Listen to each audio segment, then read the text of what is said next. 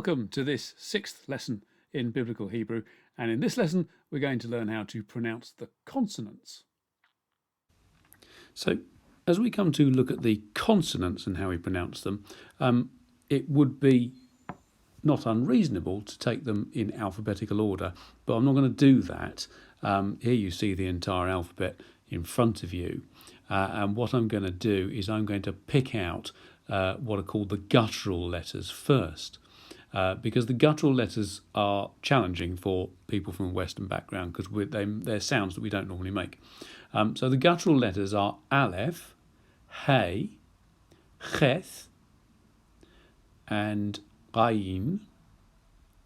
And then after those, we're going to look at two letters which can often get mixed up, Caf and Hof, and then we'll go through the other letters in order. So we'll start off with Aleph, Hey, Chet, and Ayin, the four gutturals. Now, in order to help us with the gutturals, I'm going to go back to the square box that we had in our previous video, in which I was talking about how to pronounce the vowels. And the shape of the mouth and where the tongue is in the mouth affect how we do the gutturals. So if you remember, we had the nose at the front here, and the mouth was open. Here's the lips and bottom lips and the teeth and so on, and then the throat goes down the back here. There's the back of the head, and so that's the throat going down there, and the tongue is sort of sitting at the bottom of the mouth, like that. And the gutturals, we need to think about where we're making the noise, because it is, as the name suggests, in the guttural area around here. So let's start off with the one that's furthest back down the throat, and that is Aleph. And the Aleph is the closing of the epiglottis right down in the back of the throat. And this sounds like a cockney dropping a T. There was an advert in the UK many years ago for a type of butter. And the strapline for the advert was, "You will never put a better bit of butter on your knife." But it was always done by somebody with a Cockney accent, and they dropped all the T's. And so it came out as, "You'll never put a better bit of butter on your knife." And that noise that is made in the back of the throat is the sound of the Aleph. So it's called the glottal stop. So that's Aleph, which is down here in the bottom of the throat. Come up a bit from there, and we'll come to Ayin. And Ayin is a bit like when you gulp, and it's the noise that you would make if you're gulping in fear. It's the noise that Scooby-Doo made when he saw the ghost. And so that L sound is the sound of Ayin. Come up a bit further, and we start to get to the more noisy gutturals. This is Chet, and Chet is a very much sort of sounds like somebody clearing their throat because they've got a bad cold, and it makes a horrible noise, and that is Chet, and we distinguish Chet from an aspirated Caf, which is more like the Scottish loch. So one sounds like slough, soft, and the other one is hard. And then the final guttural is Hey, which is the easiest of all because it's just the same as an English H, and it's a H sound. So you can see here, as you go back down the throat, where the guttural letters appear. Hey near the front, go back a bit, and you get H, and then go right down where you swallow, you get Ayin, and then down to the bottom to the glottal stop is where you'll find Aleph. So those are the four guttural letters. Now let's think about the difference between Caf and Hof. So Caf is effectively a K sound. It's a hard K, or as we used to call it in primary school, a kicking K. And that's easy. If you aspirate it, it's the H from a Scottish loch. And you'll remember that Caf has a hard sound if it has a dot in it, and it has a soft sound if it doesn't. So it's kicking K for with the dot, and the Scottish loch sound without the dot. And that's Caf. But it's very easy to mix up Caf with Hof, because Hof is actually the tongue touches the top of the mouth further back. So what I need to do is swap these letters over, and I'm going to put Caf nearer the front so the tongue goes that way to pronounce the K. You can feel it on the top of your mouth. K, K, K, K, K. And Cough, the tongue goes towards the back, and it's more of a K, K, K, K, K sound. And to the English ear, these two can sound very similar. So Cough, which we transliterate with the Q, is different from the K of the Caf. So be careful with Caf and Cough. Okay, you'll need to practice it. So those are the difficult letters. We can now move on to the easier letters. So let's just work through the alphabet. We've done Aleph. So Beth. Beth is a B. It's a B if it's got a dot in it, and it's like as in bed. And without the dot, it becomes a V sound.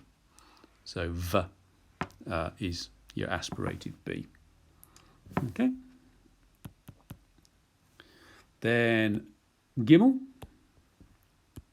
is a G, as in grid or girl. It's a hard G.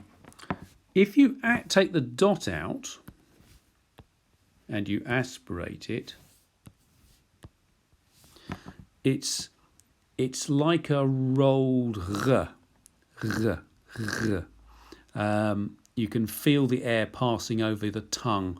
So the tongue goes to the back of the mouth to make the G sound, G, but then you breathe through it, R, and you end up with this sort of rather messy noise from the back of the mouth. And that's the aspirated Gimel. So then we come to Daleth, which is easy enough. It's a D.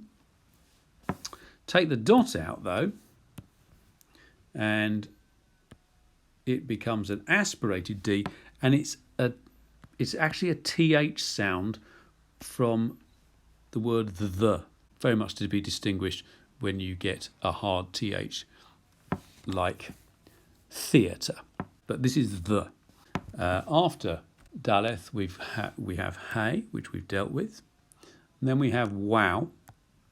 It's frequently pronounced as a V, but for the purposes of this course, it's going to be like a W.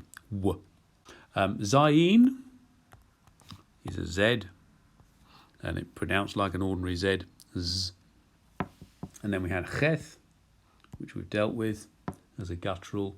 And then Teth. Now, Teth needs to be carefully distinguished from the last letter, which is Tau. So Tau, if it's got a dot in it, is a hard T. And as we've just said, if it hasn't got a dot, if it's aspirated, then it's TH, but it's TH as in theatre. So it's that th sound. Okay. But to distinguish Teth from Tau, you need to flatten your tongue a bit for the Teth, and it's a t. It's it feels like it's not quite a lisp, but the tongue is slightly lower down on the teeth. So T is up on the palate and T is more on the end of the teeth. So that's teth. After teth, we have yod, which is a y sound, as in yellow, which is why it has a y. After yod, we have caf. Well, we've already dealt with caf.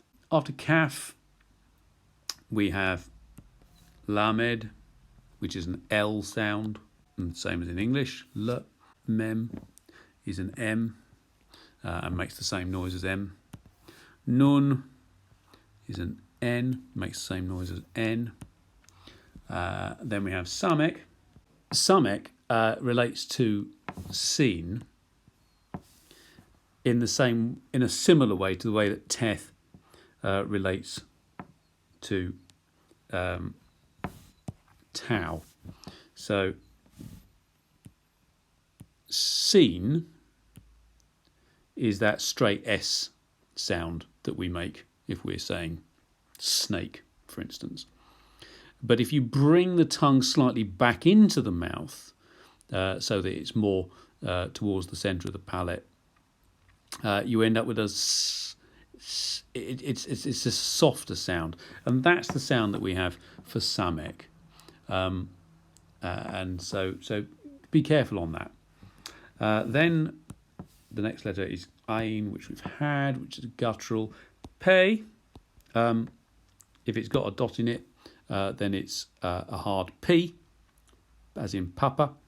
And if it's without the dot, it's an F sound, as in foxtrot. So that's easy enough. Tsadi is a TS sound, as in rabbits. And then after tsade, we have kof, which we've dealt with, and then reish is the R sound, r, however you pronounce an R, that'll do for reish. And then finally we have shin, well, this is seen here, and sheen, which is the SH, as in she. And then we have tau, which is the hard T, or the hard TH, as in theatre, for tau. So let's just run through each one as we go. So Aleph is the glottal stop at the very, very back of the throat, as in a bit of butter on your knife. Then Beth is either a hard B, as in baby, or it's a soft V, as in very. Gimel is a hard G, as in great, or it's an aspirated G, as in r, which is a funny noise, but you can have a lot of fun making it. Daleth, it's a hard D, as in dog, or it's an aspirated D, as in the. Hey is an H, h sound.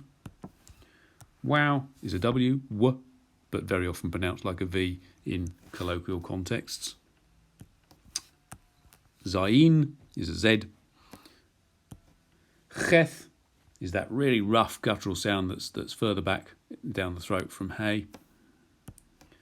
Teth is the T sound, but the tongue is further down on the teeth, so it's a sort of softer T sound. So it's to be distinguished from tau. So t, slightly wet. Yod is a Y. Caf, if it's got a dot in it, is a K sound, kicking K. If it hasn't got a dot, then it's the, as in Scottish loch, it's softer than the ch of cheth. Lamed is an L sound. Mem is an M sound. Nun is an N sound. Samek is an S sound, but with the tongue further back on the palate, so it's a slightly thin S sound. Ain is that swallowing sound, the gulp that Scooby-Doo makes. Pei is a hard P. and without the dot, it's an F, as in foxtrot. Sade is the TS on the end of rabbits. Kof is the K. It sounds like a K, but it's towards the back of the mouth. So it's the tongue goes backwards instead of forwards, and that's K sound. And then Reish is the R. Sheen is the sh sound. And if the dot is moved to here, it's the hard S sound, as in snake. And then finally, Tau is the hard T, as in town. And without the T, without the dot, it becomes the hard TH, as in theatre. So I hope that's all clear. And you just need to go and practice all of these now, combining that with the vowel sounds that we learnt in lesson 5. So now you're ready to put together the sounds of the consonants with the sounds of the vowels. So go and read some Hebrew, read it out loud, and see how you get on.